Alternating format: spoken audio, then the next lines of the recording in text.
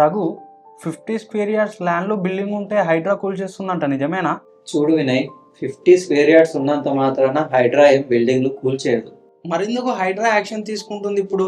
Recent గా ఏమైందంటే వినయ్, గచ్చిబౌలిలో ఒక ఇన్సిడెంట్ అయ్యింది. 50 స్క్వేర్ యార్డ్స్ ల్యాండ్ లో 7 ఫ్లోర్స్ బిల్డింగ్ కొలాప్స్ అయింది. ఆ ఇన్సిడెంట్ లో 2 చనిపోయారు. మరి 7 ఫ్లోర్స్ బిల్డింగా, అది 50 స్క్వేర్ యార్డ్స్ లో? అదే అసలు ప్రాబ్లం వినయ్.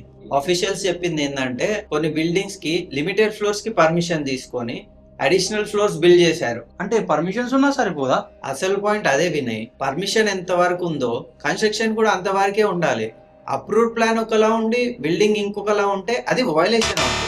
అంటే ప్రాపర్టీ కొనే వాళ్ళు ఏం చెక్ చేయాలి మరి? Simple Vinay, approved plan, building permission, set backs, sanction floors, ఈ 4 థింగ్స్ వెరిఫై చేయాలి. అంటే చిన్న ప్లాట్ చూసి భయపడాల్సిన అవసరం లేదా?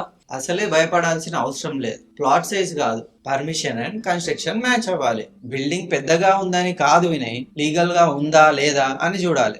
అది మ్యాటర్. మరిన్ని ఇలాంటి రియల్ ఎస్టేట్ అప్డేట్స్ కోసం మా ఛానల్ని ఫాలో కండి.